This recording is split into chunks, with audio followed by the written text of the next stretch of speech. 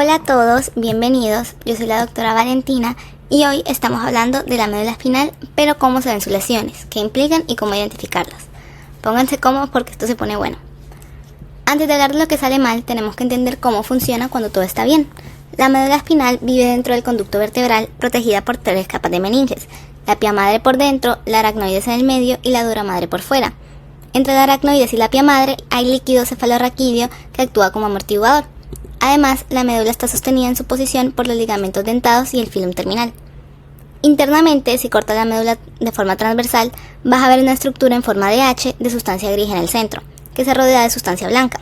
La sustancia gris tiene 3 cuernos: los cuernos anteriores, que contienen las montoneuronas inferiores, que son las que mandan directamente a los músculos, y los cuernos posteriores, que reciben la información sensitiva como dolor, temperatura y tacto, y los cuernos laterales, que están solo presentes entre T1 y L2, que contienen neuronas preganglionares del sistema nervioso autónomo simpático.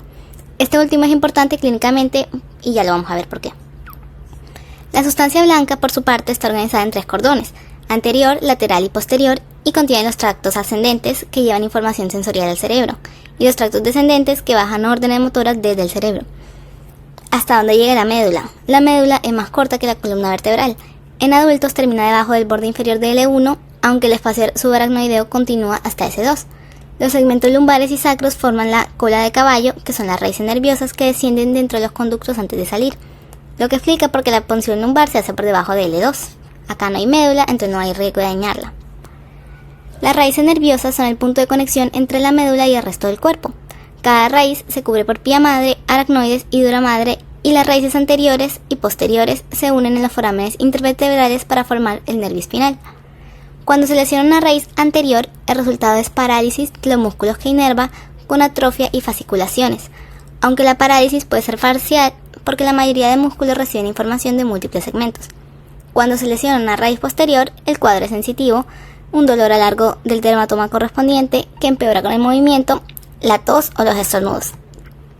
Interesantemente, antes de perder sensibilidad puede aparecer hiperalgesia e hiperestesia, o sea, dolor, y la sensación se vuelven exageradas antes de apagarse todo.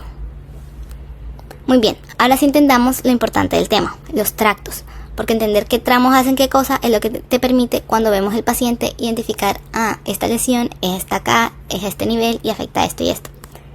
Es literalmente hacer un trabajo de detective. El sistema anterolateral con los tractos espinotalámicos: el espinotalámico lateral conduce dolor y temperatura. El anterior conduce tacto y presión no discriminativo. Ambos tienen en común que sus fibras cruzan la línea media en la comisura anterior dentro de 1 o 2 segmentos de entrada en la médula, y luego ascienden contralateralmente. Esto significa que una lesión en este sistema produce pérdida de dolor, temperatura y tacto superficial en el lado opuesto del cuerpo, por debajo del nivel de la lesión. Y aquí hay algo muy cool que vale la pena entender para la organización laminada de estos tractos. Dentro del sistema anterolateral, los axones, los segmentos más sacros y lumbares, quedan desplazados lateralmente por los que vienen de segmentos más altos. La organización es de medial a lateral, de cervical a sacro. Esto tiene importancia clínica porque si tienes una lesión lateral en este tracto, las primeras fibras afectadas son las sacras, las de las piernas. Si la lesión es medial, las primeras fibras que se afectan son las cervicales. En el cordón posterior del sistema lemnisco-medial, los fascículos grácil y cuneiforme viajan por el cordón posterior ipsilateralmente, o sea, del mismo lado de donde vienen, y solo se cruzan más arriba en el bulbo raquídeo. Conducen propiocepción consciente, vibración y tacto discriminativo fino. En el cordón posterior, la organización es la inversa: el sacro es medial y el cervical es lateral. Entonces, una lesión lateral en el cordón posterior afecta primero las fibras cervicales, las de los brazos. Cuando se lesiona el cordón posterior, el paciente pierde propiocepción. No puede identificar la posición ni los movimientos de sus miembros con los ojos cerrados. Desarrolla movimientos bruscos o atáxicos por la pérdida del control muscular, pierde la sensación vibratoria, que se puede probar con un diapasón, y pierde tacto discriminativo. Normalmente, en los dedos de las manos se le pueden distinguir 2 puntos separados de 3 a 4 milímetros y en la falda unos 65 milímetros. Con una lesión del cordón posterior, todo eso se va. Pero el tracto superficial general se conserva porque eso viaja por el tracto espinotalámico anterior. Ahora vamos hacia abajo. Los tractos descendentes llevan las órdenes del cerebro a los músculos. El sistema piramidal se refiere específicamente a los tractos corticoespinales, que controlan los movimientos voluntarios finos, especialmente las extremidades. El nombre viene de la región de la médula oblongada donde estas fibras se concentran formando las pirámides. Cruzan en la decusación piramidal y hacen sinapsis en las motoneuronas del cuerno anterior. El sistema extrapiramidal son todos los demás tractos descendentes: el retículo espinal, el rubro espinal, el tecto espinal y el vestíbulo espinal. Su función es regular el tono muscular y coordinar los movimientos automáticos y posturales. Esto es una de las partes más importantes de esta clase, y es saber diferenciar la lesión de motoneurona superior de motoneurona inferior. Es fundamental y los signos son opuestos, lo que lo hace muy fácil de recordar. La lesión de motoneurona inferior se da por destrucción del cuerpo celular en el cuerno anterior o del axón en la raíz anterior o nervio espinal. El resultado es una parálisis flácida sin tono, atrofia muscular progresiva, pérdida de reflejos y fasciculaciones que aparecen cuando la destrucción es lenta, y también pueden aparecer contracturas musculares por acortamiento de los músculos paralizados, especialmente cuando los músculos antagonistas siguen funcionando sin oposición. Una lesión de motoneurona superior es por daño en los tractos que vienen desde el cerebro. La lesión del tracto córtico-espinal produce pérdida de movimientos finos, ausencia de reflejos abdominales superficiales y de reflejo cremastérico, que pasa por L1 y depende de la integridad córtico-espinal. Y veríamos acá el signo de Babinski positivo. Para los que no lo conocen, consiste en que normalmente, al estimular la piel lateral de la planta del pie, todos los dedos se flexionan. Pruébenlo. Si hay lesión del tracto córtico-espinal, otros tractos producen lo que se llama un reflejo de abstinencia, y el dedo gordo se extiende hacia arriba, en dorsiflexión, y los demás dedos se abren en abanico. Sepan que es normal verlo opuesto en los bebés de menos de 1 año, porque el tracto córtico-espinal aún no está mielinizado, pero después de eso siempre es patológico. La lesión de los tractos extrapiramidales añade espasticidad o hipertonía, y el miembro inferior queda en extensión y el superior en flexión. Los reflejos tendinosos profundos se exageran, puede aparecer clonus, que son las contracciones repetitivas al estirar bruscamente un músculo, y veríamos la reacción en navaja. Cuando mueves pasivamente la articulación hay resistencia inicial por la espasticidad, pero luego cede de golpe por la inhibición de los órganos neurotendinosos. También habría una parálisis grave pero con poca atrofia. Lo siguiente es importante. En una lesión medular real, generalmente vas a ver una combinación de ambas, porque la lesión afecta a motoneuronas inferiores en el nivel exacto de la destrucción, pero también interrumpe a los tractos descendentes hacia los segmentos por abajo. Con esta base, ahora hablamos de la lesión medular propiamente dicha. En Estados Unidos se reportan unas 10.000 lesiones medulares por año. Es una lesión catastrófica, en gran parte porque las vías nerviosas del sistema nervioso central tienen una capacidad de regeneración muy limitada o nula, lo que produciría una discapacidad permanente. Los mecanismos de daño incluyen compresión arterial, que produce isquemia y degeneración neuronal, compresión venosa, que generaría un edema medular, compresión directa sobre la sustancia gris, la blanca, y raíces nerviosas, que bloquea la conducción, y obstrucción del flujo del líquido cefalorraquídeo. Las causas se clasifican en extradurales, o sea, fuera de la médula, como las hernias discales, los tumores vertebrales, las infecciones como tuberculosis ósea o abscesos epidurales. También pueden ser intradurales, que pueden ser extramedulares, como los tumores que comprimen desde afuera de la médula, ya sea un meningioma o un neurofibroma, o intramedulares, como los tumores dentro de la médula, como un glioma. El tratamiento habitual incluye realineación anatómica de la columna, estabilización quirúrgica y descompresión medular. Los signos de compresión medular incluyen dolor, que puede ser local en la vértebra o irradiado siguiendo el dermatoma de la raíz comprometida, que empeoraría al toser, estornudar o recostarse, y después aparecen alteraciones motoras y sensitivas que dependen de las vías comprometidas. Antes de hablar de los síndromes específicos, hay algo que tienen que entender porque ocurre primero y puede mascarar todo lo demás. Es el síndrome de deshidratación medular, también conocido como shock medular. Inmediatamente después de la lesión aguda, grave, de la médula, todas las funciones medulares por debajo del nivel de la lesión quedan deprimidas o ausentes.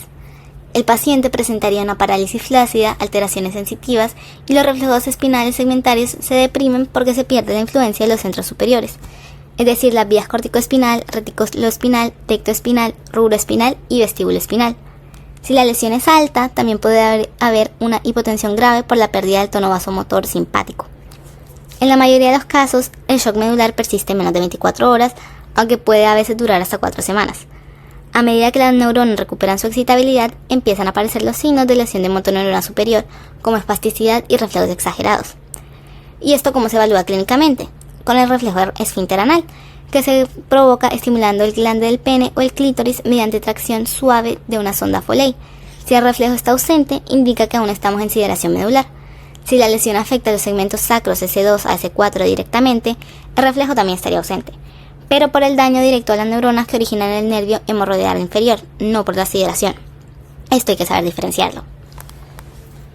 Una vez que desaparece el shock medular, el deterioro neurológico que persiste nos permite clasificar el tipo de lesión. Un síndrome de sección total es una pérdida completa de toda la sensibilidad y el movimiento voluntario por debajo de la lesión. Las causas frecuentes son fractura de luxación, herida por arma de fuego blanca, tumor en expansión o más. Los signos clínicos incluyen parálisis bilateral de motoneuronas inferiores en el segmento exacto de la lesión, parálisis espástica bilateral por debajo, pérdida bilateral de todas las modalidades sensitivas y pérdida del control vesical intestinal. Un dato curioso es que la pérdida térmica y del tacto superficial aparece 2 o 3 segmentos por debajo de la lesión porque los tractos espinotalámicos se cruzan oblicuamente. Si la fractura de luxación ocurre a nivel de L2 o L3 en un adulto, no hay lesión medular como tal, pero sí de la cola de caballo, que afectaría a las motoneuronas inferiores y las fibras sensitivas y autónomas. El síndrome medular anterior afecta la parte anterior de la médula, respetando los cordones posteriores. Puede darse por contusión medular, lesión de la arteria espinal anterior, que podría producir isquemia en los 2 tercios anteriores de la médula, o por hernia discal. El cuadro clínico incluye parálisis de motoneuronas inferiores en el nivel de la lesión, parálisis espástica bilateral por debajo y pérdida bilateral del dolor, temperatura y tacto superficial.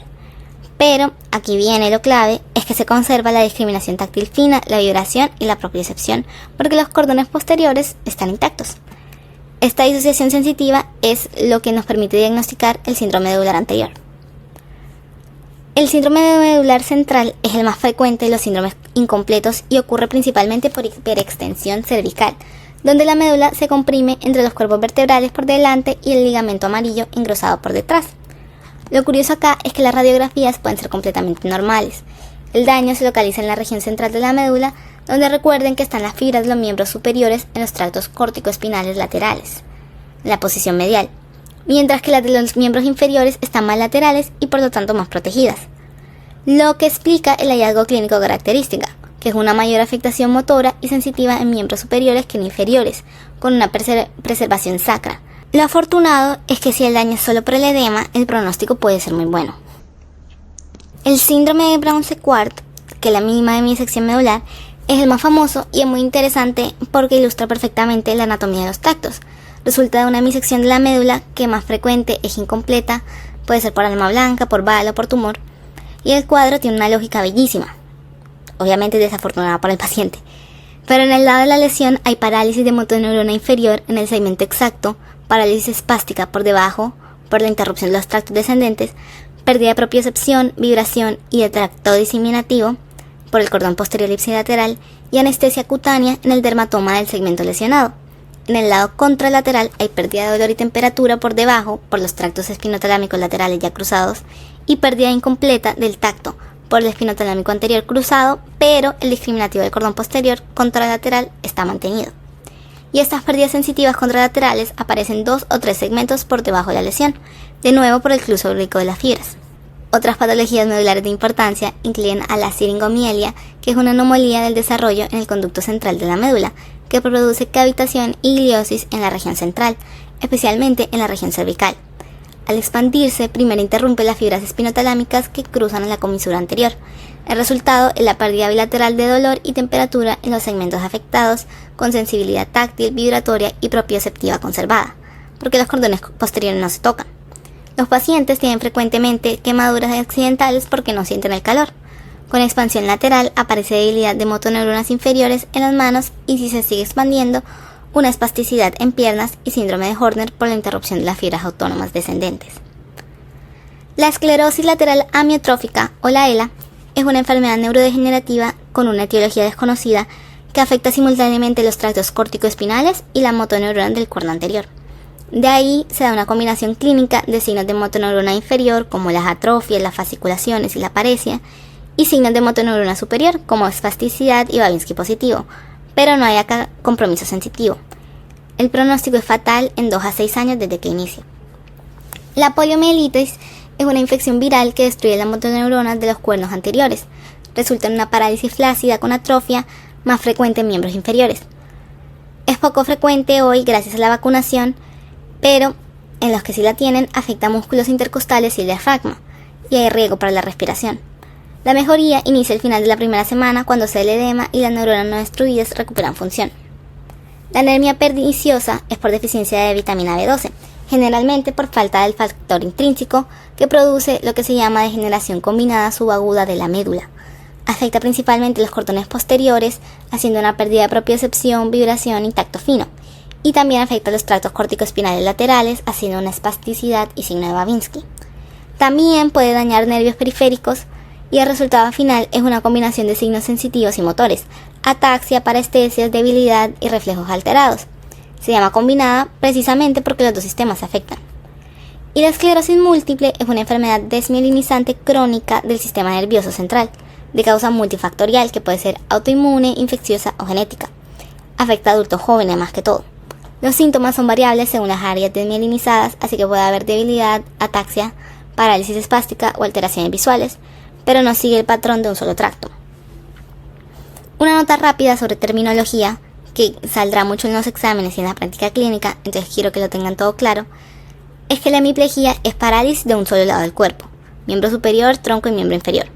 La monoplegia afecta a un solo miembro. La diplegia afecta a dos miembros correspondientes, ambos superiores o ambos inferiores. Y la paraplegia afecta a ambos miembros inferiores, y la cuadriplegia afecta a los 4 miembros. En cuanto a trastornos del movimiento, los temblores son movimientos involuntarios rítmicos por contracciones de músculos opuestos, lentos en Parkinson, rápidos en tirotoxicosis, en reposo o en acción respectivamente. Los espasmos son contracciones involuntarias de grandes grupos musculares comunes en las paraplegias y se asocian a lesiones en vías descendentes. La atetosis son movimientos lentos, continuos, arrítmicos que desaparecen con el sueño y se asocian a lesiones del cuerpo estriado. La corea son movimientos rápidos, bruscos, sin propósito, que pueden ocurrir durante el sueño, también por lesiones del cuerpo estriado. El hemibalismo son movimientos involuntarios confinados a un solo lado del cuerpo, con grandes oscilaciones de la musculatura proximal por lesión del núcleo subtalámico contralateral. La distonía son contracciones frecuentes de músculos hipertónicos que generan posturas extrañas y se asocia al núcleo lentiforme, y la mioclonía es una contracción repentina e irregular de un músculo o de parte de él. Y con esto finalizamos esta clase de traumas medulares. Yo sé que fue denso, pero confío que ahora tienen una imagen mucho más clara de cómo las estructuras anatómicas se muestran directamente en los cuadros clínicos. Espero que este video les sirva, ya sea para su próximo examen, para la práctica clínica o simplemente por placer, quién sabe. Si tienen preguntas, déjenlas en los comentarios. Nos vemos en el próximo. Besitos.